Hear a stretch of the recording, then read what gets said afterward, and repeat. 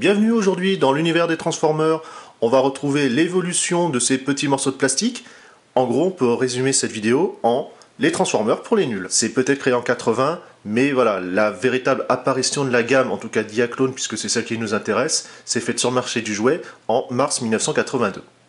Voyant que ça fonctionnait, enfin en tout cas que l'idée était très bonne, Hasbro est arrivé, a fusionné les gammes Diaclone et Microchange, qui avait été créées par Takara. On se retrouve en 83, où après ce rachat, le temps de produire tous les petits jouets, c'est-à-dire de reprendre pas mal de véhicules et de conceptions déjà créées via des Diaclone, avec par exemple les Dinobots, Optimus ou les Constructicons, c'est-à-dire Devastator, va sortir en 1984 les premiers Transformers tels qu'on les connaît. En 1984, la première génération, c'est-à-dire la génération 1 ou G1, qu'on appelle à l'heure d'aujourd'hui, des Transformers, on a donc les Minibots, qui sont, exemple, Cosmos, le UFO, ou Uffer, le petit camion orange. Donc c'est quand même assez simple dans les transformations, même déjà l'aspect c'est assez brut, normal au niveau fabrication à l'heure actuelle, à part faire des coulisses, comme on a là, un système de glissière, des axes. On a également un système de déport, pareil via des axes, mais ça reste quand même assez succinct, on n'a pas de grosse amplitude de mouvement. Il n'y a pas de ball joint, ça n'existait pas à l'époque, simplement parce que le plastique et les process n'étaient pas suffisamment, ne permettaient pas une solidité assez importante de ce côté-là. Ça reste grossier, surtout à l'heure d'aujourd'hui. Par contre, il faut aussi se ramener à l'époque, que c'était quand même très bien. En 85, on a par exemple les Insecticons, qui sont donc des insectes se transformant en robots, toujours avec des systèmes qui coulissent, mais également des bascules, comme on a ici au niveau charnière. Bon voilà. Ça reste toujours assez simple, normal, l'évolution se fait vraiment que tout doucement. En 87, on a un petit peu un ovni qui est apparu avec Six Shot, qui est en fait un Decepticon qui va se transformer en 6 modes différents. Donc voilà, c'est vraiment un concept un peu particulier poussé à l'extrême. Malheureusement, ça sera un petit peu abandonné parce que ça reste quand même assez complexe à mettre en œuvre. Caser 6 modes différents dans un seul robot, c'est assez chaud.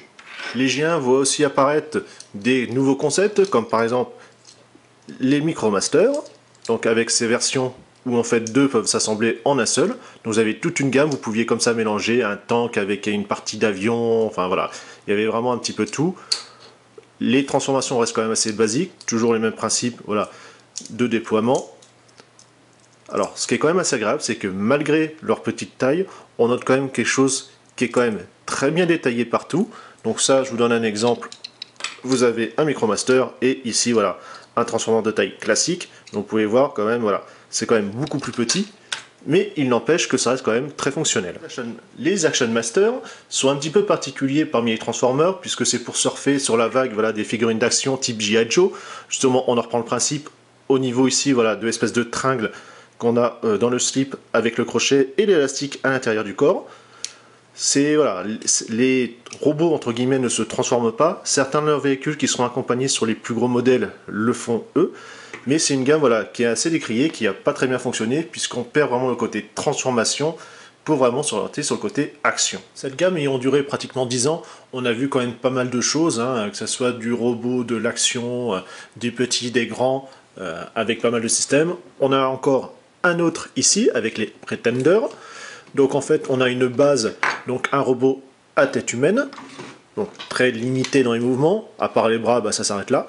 Par contre vous pouvez comme ça soulever et à l'intérieur vous avez un autre robot, un peu plus articulé même si ça va pas non plus super très loin. Mais effectivement ça donne un petit côté gimmick supplémentaire et en véhicule les deux s'assemblent, donc là par exemple on passe d'une moto à un side. 1993, 14, ça dépend, tout simplement si on est du côté américain ou européen. On a par exemple qui arrive une recolo, puisque vu que c'est Hasbro, ils vont démontrer tout simplement au fil des années qu'ils sont les champions des recolos. Il ne faut pas oublier que Devastator est passé d'un système un peu toutes les couleurs, orange, bleu, noir, au G1 qui était vert, au G2 qui est jaune, et ainsi de suite. En 94 va arriver une vague un petit peu particulière, en tout cas en Europe, de robots, c'est-à-dire des gammes qui n'existent pas sur le marché américain mais qui sont exclusives à l'européenne, c'est-à-dire par exemple les Turbomaster ou les Predators comme on a ici. Alors on a par contre des couleurs beaucoup plus criardes, C'est vraiment aussi fait voilà, pour, il faut rappeler le contexte de l'époque, on est en pleine guerre du Golfe, c'est fait voilà, pour vraiment que ça soit des jouets, puisque ça reprend quand même des formes voilà, plus ou moins, voilà, on va dire, pseudo-déformées, hein. Mais effectivement, faut voilà, rendre, on va dire, les côtés guerre un petit peu, faut l'oublier, et un peu plus trivial, un peu plus léger, pour que ça reste vraiment des jouets. On a quand même des versions voilà, avec projection missile, d'autres avec de l'eau qui vont changer de couleur, des systèmes de ressorts avec des rotors. Donc c'est vrai que la version G2 a mis quand même beaucoup de gadgets, de gimmicks, hein, comme on dit, en termes dans cette gamme de Transformers. Bon, les G2 étant beaucoup des rocolos, donc on reste toujours sur les mêmes principes et toujours sur les mêmes moldes, c'est-à-dire celui-ci. Donc petit point lexical, un mold, c'est simplement voilà, le même moule. Donc en fait, on a exactement le même voilà, véhicule avec les mêmes fonctions. Bon, des fois 2-3 pièces qui changent. Pour un petit peu, bah, faut dire, c'est un nouveau modèle. Hein, faut pas non plus prendre les gens pour des pigeons, même si elles le sont. Bref, alors certes, le plastique voilà, était quand même plus épais. Il y avait moins de transformation, de possibilités d'amplitude de mouvement. Donc forcément, moins de travail sur le plastique et donc moins risque de casse. Mais également, avec les années, ça se conserve quand même très très bien. Par contre, on est tombé sur, voilà, justement, c'est apparu courant année voilà, 94, donc dans la génération 2 surtout, le fameux syndrome du plastique doré, où on avait un plastique qui est super cassant. Donc voilà, dans les années 90-2000, ça allait encore, mais plus on avance, plus le plastique devient fragile, se casse tout seul, ou même voilà, dès que vous bougez quelque chose. J'en avais un précédemment qui a littéralement explosé de partout. Donc j'ai fait un changement pour en faire un seul avec deux. Ici, il est assez bien conservé. Même si j'ai une petite fissure voilà, qui se balade par-ci par-là, ça reste d'un seul bloc. Voilà, il n'y a pas beaucoup de robots qui ont ce plastique-là, mais c'est vraiment voilà, caractéristique de cette couleur-là. Le plastique utilisé, alors est-ce que ça vient du pigment qui fragilise en même temps le plastique? Ça, bon, bonne question, il faudrait demander aux études de chez Hasbro et Takara. Mais en tout cas, ce syndrome-là, c'est un calvaire. De 96 à 99, on a donc les bissoirs avec les Beast Machines, Transmetal, etc. Voilà. C'est un nouveau concept qui a plus ou moins bien fonctionné. On a donc des animaux cette fois-ci, insectes, des dragons, mais également des doubles, c'est-à-dire avec deux animaux qui ont fusionné, c'est un problème de scannage, ou également des versions animales et robotiques, par exemple, voilà, une moto araignée. Alors c'est là qu'on va commencer entre Hasbro qui s'occupe, on va dire, du reste du monde et de Takara qui s'occupe vraiment du marché seulement japonais, question de droit, où on a vraiment les grosses différences, c'est-à-dire au niveau des couleurs, souvent les Takara ont des couleurs beaucoup plus brillantes, avec des beaux dégradés, des parties transparentes, surtout du chrome aussi, beaucoup plus résistant, puisque les versions Hasbro ont facilement tendance à s'écailler, à partir avec le temps. Donc voilà, c'est là que le fossé va se creuser tout doucement au fil des années entre les versions Japon et reste du monde. C'est aussi une gamme où on va commencer vraiment à avoir beaucoup plus travaillé au niveau des fonctionnements. On va avoir les apparitions des bols joints. Bon, on reprend toujours les petits gimmicks comme par exemple ici pour pouvoir cracher de l'eau. On a toujours, après, quand même des systèmes de charnières, de coulisses, ça ne change pas. En 2001, donc après avoir fait pas mal d'animaux, on retrouve des véhicules plus basiques. Alors quand je vous parlais, c'est Hasbro qui sont les rois de la recolo. On a ici un RID, puisque robot Indie Guys. Et ici, on a un G1 avec par exemple Blastoff. C'est exactement le même. C'est pour ça qu'on va obtenir en termes d'assembleur, ici Bruticus et ici Ruination.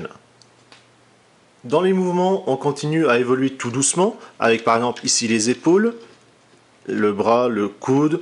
Pareil, le système de cliquetis avec, c'est-à-dire du ratchet. On a, comme on a souvent depuis quelques années aussi, des yeux transparents. Voilà. Donc là, on a vraiment des figurines qui commencent à être vraiment des figurines, et non pas des robots un petit peu mastoc et mastodontes qui ne peuvent pas bouger. Ça avance tout doucement. On retrouve toujours là, soit des grands robots comme ça, avec des systèmes un peu plus costauds de charnières pour pouvoir bien les articuler, et toujours le bol joint qui continue tout doucement à arriver. Donc Tidal Wave, on est en Unicron. Donc en fait ça va être une trilogie qui va être lancée avec un animé comme d'habitude, puisque c'est souvent le cas avec les Transformers, on a la partie dessin animé et ligne de jouets. Donc la gamme Armada va se centraliser sur une spécification, c'est-à-dire les mini-con, qui sont des mini-robots. On retrouve un petit peu voilà, le système, par contre encore un petit peu plus petit qu'un Micromaster. Et en fait, quand ils se combinent, alors ça peut devenir des armes ou juste des comme ça donneurs de puissance, vont améliorer les robots.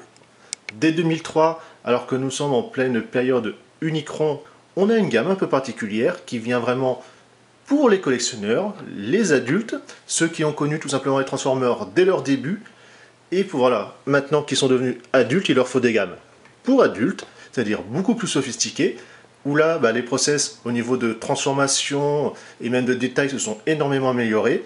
On voit apparaître les Alternators et les Binaltech. Chose près, on a une voiture, enfin en tout cas des voitures en norme 1/24e au niveau échelle.